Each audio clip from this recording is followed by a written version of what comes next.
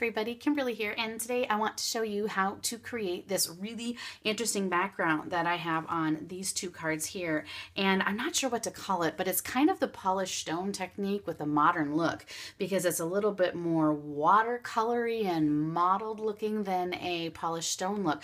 So how I've achieved that is I have used some re-inkers with Copic marker re-inkers, and then I'm also using the hybrid inks from My Favorite Things. And I love the way these two products work together, and they give you these pretty amazing results. This is so easy to do and so much fun. I know that you're absolutely just going to love it. So let's go ahead and get started. I'm going to get my craft mat out here to protect my work surface a little bit.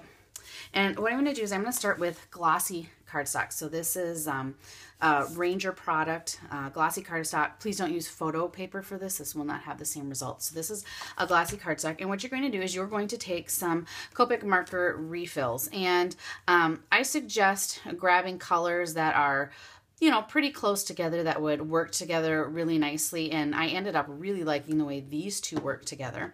On my other card, I used these colors together. So just some nice choices there. But if you were to put these two together, you would get a really muddy, dirty result, and that wouldn't work out very well. So when you're picking colors, pick something that they're somewhat close together and are going to work nicely together. You're going to go ahead and you're going to open these. And now remember, when you open, don't squeeze the bottle because the re-inker will come out. Take a simple cotton ball and drop a few drops of color on here. And you're going to apply it to the paper. And I would say I'm pouncing the color. So you can almost hear me tapping. Hopefully you can hear it. And I'm just going to work this color around on this glossy cardstock. If you feel like it's getting too light, you can always go ahead and add a couple more drops on to your cotton ball and go back and add a little bit more color. You don't have to be very specific about where you're putting your color here, just any random old spot will work. And then we'll go on to the second color, and we use this little bit deeper color. This is kind of messy.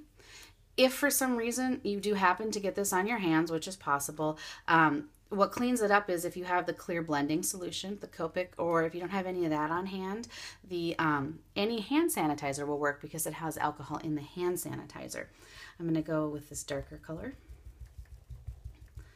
Again, just pouncing all around and creating this really, I think this is kind of a neat background. It's watercolory, kind of dreamy.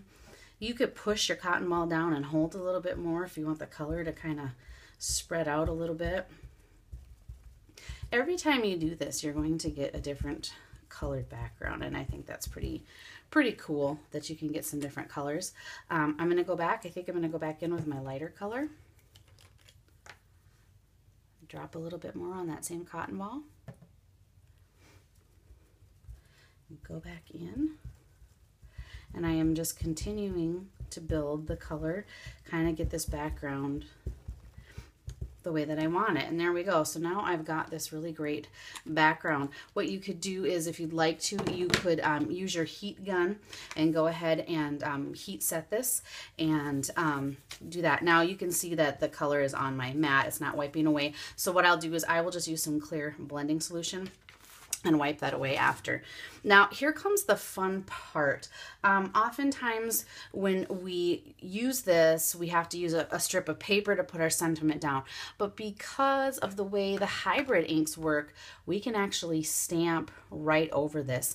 And I'm pretty excited about that. I'm going to show you what I did. So I took a background stamp. I took this roses, this new rose background here, and I put some wild cherry hybrid ink on it.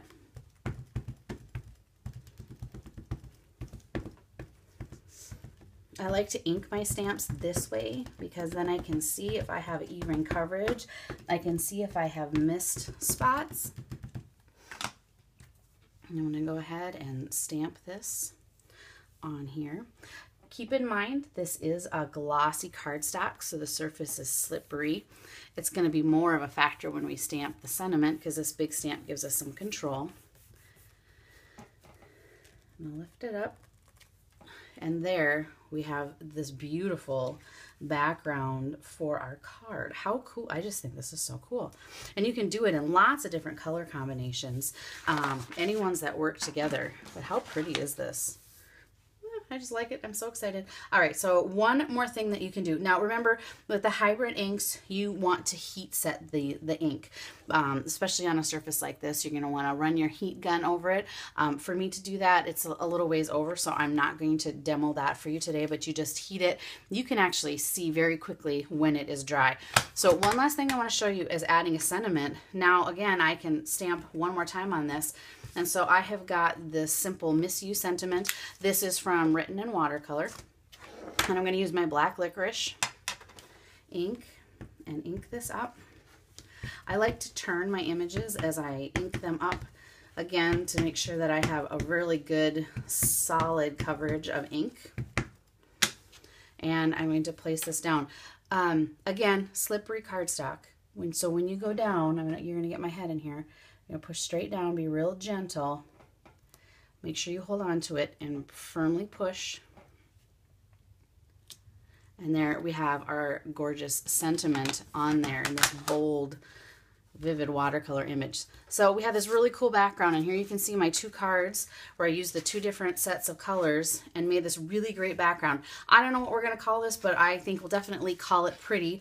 Have fun creating this background with your Copic marker refills and the fantastic hybrid inks from My Favorite Things.